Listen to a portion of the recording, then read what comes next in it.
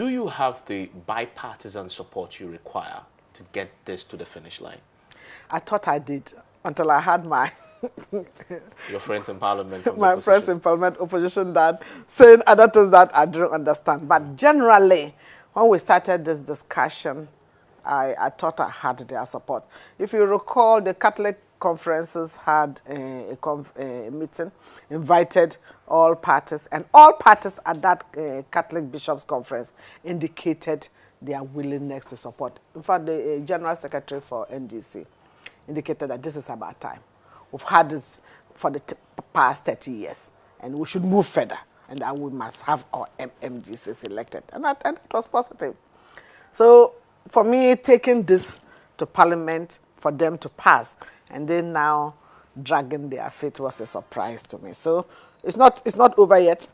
Parliament will resume late October, and it's my expectation that we'll pass it even before we go for the referendum.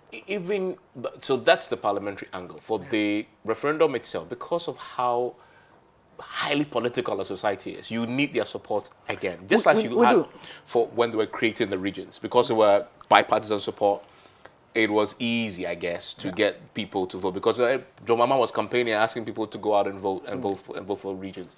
You need that too for the referendum, right? You need the same. We need that. We need that same campaign.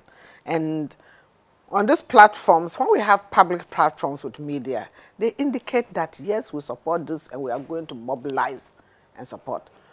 Maybe financial issues may be a constraint, but let's all work together in our areas as they are moving around in their committee. They should put that as part of the agenda. Referendum is coming. We have provided that information. The Ministry for Local Government, we've been to all the regions. Let me say the 10 traditional regions, but the new regions too, we are reaching out to them. We've been to the regions, we've been to some districts, and for me, any activity that I have, I chip this in. I always make sure that I bring this issue of referendum and election of MMDC assembly members on partisan base and moving forward on that. So we've been working on that. We've reached out to a lot of groups. Like I said, we went to the National House of Chiefs, we talked to professional bodies, we've talked to the Christian Council, we've gone to the Federation of Muslim Councils, we've visited our civil society at different levels. Reach out to the NDC? I've reached out to them one-on-one, but I'm hoping to also reach out to them as a body. But I've reached out to them one-on-one. I've talked to the leadership of Parliament. We've met at the committee level even before we started the sensitization issue. The local government committee of Parliament, we met, and it's made up of both minority and majority, to show them our roadmap, our agenda, and we're all supportive of it. They were all. It's now moving further, and I hope that they shouldn't just look at it as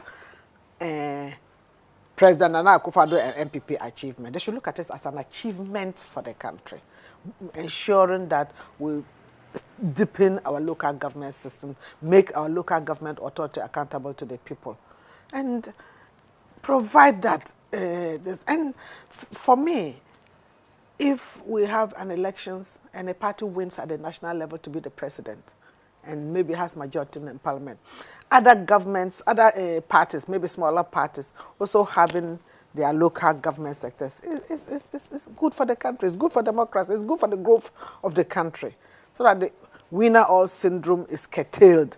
And I don't think there's anything wrong with that. And if you look at South Africa, Johannesburg, the mayor is not here. The chief executive is not from the ANC party. And now, Uganda came here to learn about our system. Nairobi even came to learn about Ghana's system.